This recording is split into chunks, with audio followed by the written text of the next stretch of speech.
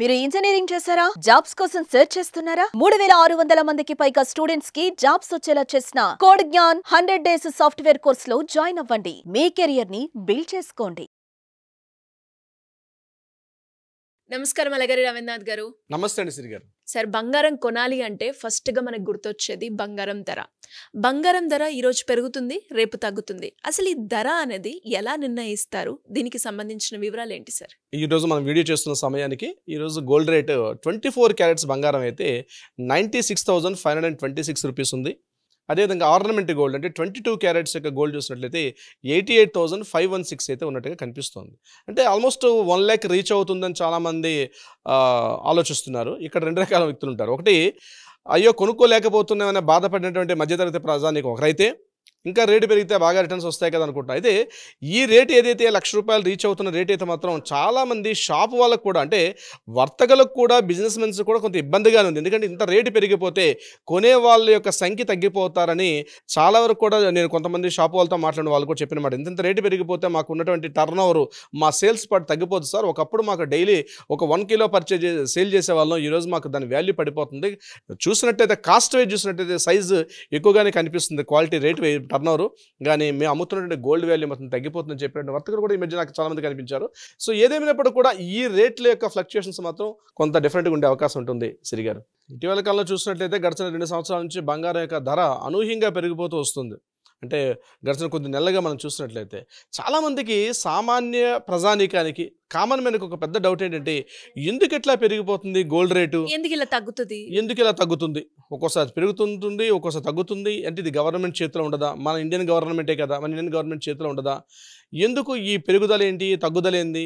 అయ్యో పెరుగుతుందని ఇప్పుడు పొరపాటున కొన్నాం అనుకోండి, సడన్గా ఒక్కోసారి తగ్గిపోయే అవకాశం కూడా అవుతుంది.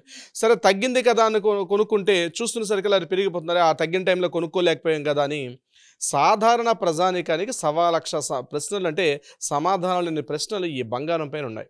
బంగారం పైన మక్కువ లేనిది ఎవరికి, ప్రతి ఒక్కరికి బంగారం కొనుక్కోవాలి, ధరించాలి, ఒక ఎసెట్గా దాచుకోవాలని ప్రతి ఒక్కరికి ఉంటుంది.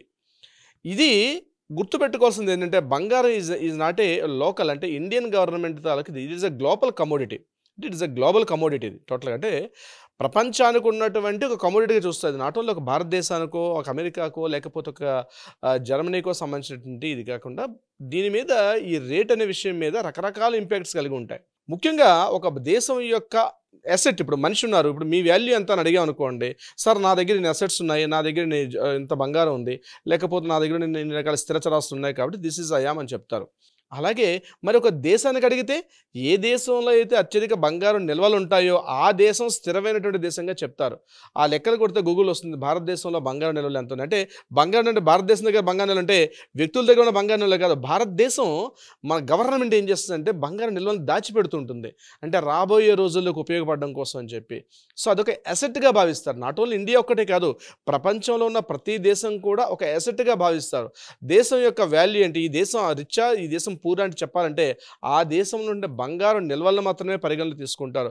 అంతేగాని రియల్ ఎస్టేట్ ల్యాండ్ పెరిగింది కాబట్టి పెరిగిందని, తగ్గిందని దీన్ని చూసేదానికన్నా ఆ బంగారం, ఆ దేశంలో ఉన్నటువంటి రకరకాల గనులు, అంటే కోల్ కావచ్చు, బంగారం కావచ్చు, రకరకాల సహజ వనరులు ఏవైతే ఉంటాయో దాన్ని ప్రామాణికంగా తీసుకుంటారు. కానీ బంగారం మాత్రం ప్రపంచవ్యాప్తంగా ప్రతి దేశం కూడా బంగారు నిల్వల్ని ఒక స్టోరేజ్గా భావిస్తారు. This is I'm rich.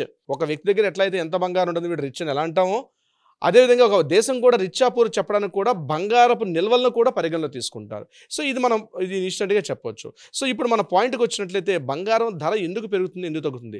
ఇప్పుడే నేను మీకు చెప్పాను, ఈ బంగారం అనేది గ్లోబల్ కమోడిటీ. అంటే ప్రపంచవ్యాప్తంగా ఉన్నటువంటి పరిస్థితులకు అనుగుణంగా ఇక్కడ ప్రతి చోట ఉన్నటువంటి బంగారం యొక్క రేట్స్లో మారిపోతుంటుంది.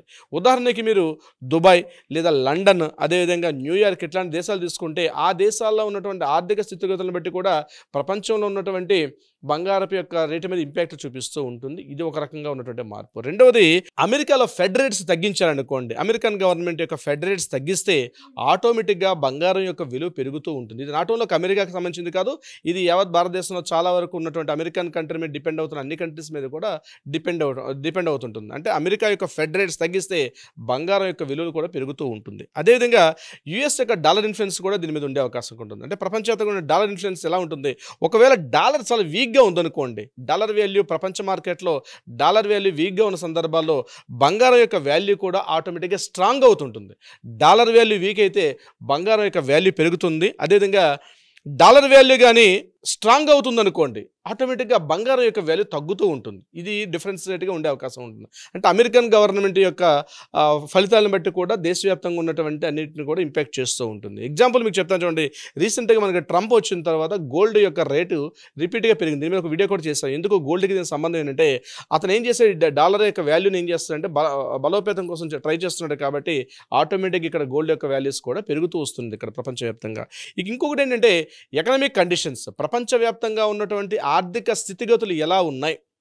ఆర్థికంగా ప్రపంచవ్యాప్తంగా చాలా దేశాలు, ముఖ్యంగా యూరోపియన్ కంట్రీస్ కావచ్చు, అమెరికన్ కంట్రీస్ కావచ్చు, ఎప్పుడైతే ఈ కంట్రీస్ స్ట్రాంగ్గా ఉంటుందో ఆటోమేటిక్గా గోల్డ్ కూడా బలంగా ఉంటుంది, గోల్డ్ వాల్యూ కూడా పెరుగుతూ ఉంటుంది. గోల్డ్ ఒకవేళ ఆ ప్రపంచ కండిషన్స్ యొక్క వాల్యూస్ కానీ కాస్త సంక్లిష్టంగా ఉండి ప్రపంచంగా ఉండి యూరోపియన్ కంట్రీస్లో కానీ ఇబ్బందులు గురైన సందర్భాల్లో గోల్డ్ రేట్ పెరిగిపోతుంటుంది వీక్ ఏదైనా కానీ. ఎగ్జాంపుల్ దీనికి మనకి కరోనా టైంలో ప్రపంచం అంతా కూడా కాస్త మాంద్యంతో అల్లకల్లోలం అవుతున్న సందర్భాల్లో గోల్డ్ రేట్ ఒకేసారి పెరిగింది. కాస్త మనం అప్పుడు ఒక రేట్స్ మనం చూసుకుంటే ఆ గోల్డ్ యొక్క రేట్స్ కరోనా టైంలో ఒకేసారి అమాంతంగా పెరిగింది. చాలా మంది డౌట్, అదేంది ఎవరో కొనేవారు లేరు కదా, గోల్డ్ ఎందుకు? డిమాండ్ సప్లై అనేటువంటి పాలసీ గోల్డ్ విషయంలో మాత్రం కొద్ది తేడా ఉంటుంది. ప్రతి ఐటెం కూడా ఒక వస్తువు డిమాండ్ పెరుగుతూ ఉంటే కాస్ట్ అనేది తేడా వస్తుంది.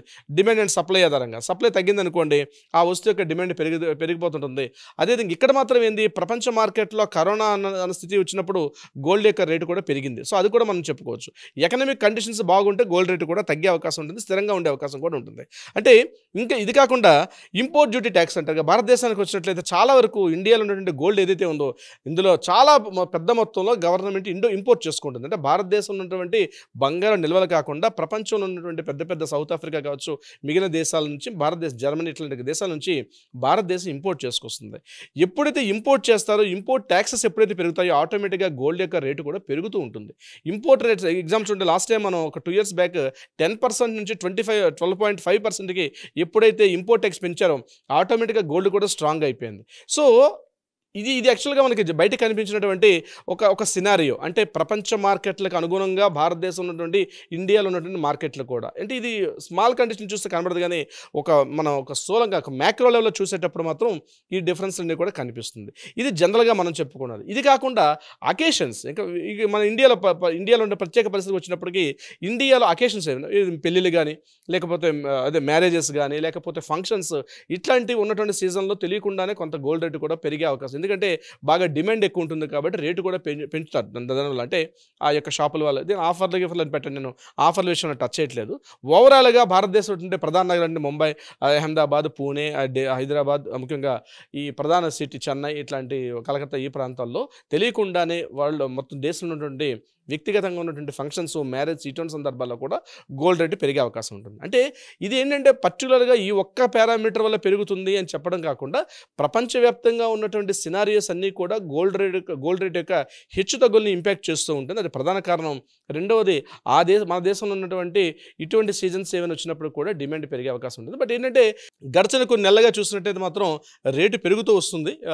సిరి గారు సార్, అంటే ఇది సరైన సమయమేనా ఎవరైనా కూడా గోల్డ్ కొనుక్కోవాలి అంటే? ఇది సరైన సమయమా కాదా కామన్ మనకి తొలిచే ప్రశ్న ఇది. ఈ టైంలో గోల్డ్ పర్చేజ్ కొనడం కరెక్టా కాదని నేనేమంటానంటే, మీరు కొనే గోల్డ్ ఏదైతే ఉందో 2 partsగా డివైడ్ చేయండి. షార్ట్ టర్మ్, లాంగ్ టర్మ్గా తీసుకోండి. ఎందుకంటే గోల్డ్ అసెట్గా తీసుకుంటాం కాబట్టి షార్ట్ టర్మ్ అంటే జస్ట్ షార్ట్ టర్మ్లో కొనేసి అమ్మేయాలి. అంటే ఈ రోజు నేను తీసుకుంటాను ఒక 1 yearలోనో 1.5 yearలోనో, లేకపోతే ఇంకా చెప్పాలంటే ఒక 4-5 months 6 monthsలో గోల్డ్ నేను కొనుక్కుంటాను అనుకున్న సందర్భాలు మాత్రం వద్దని నేను చెప్తాను.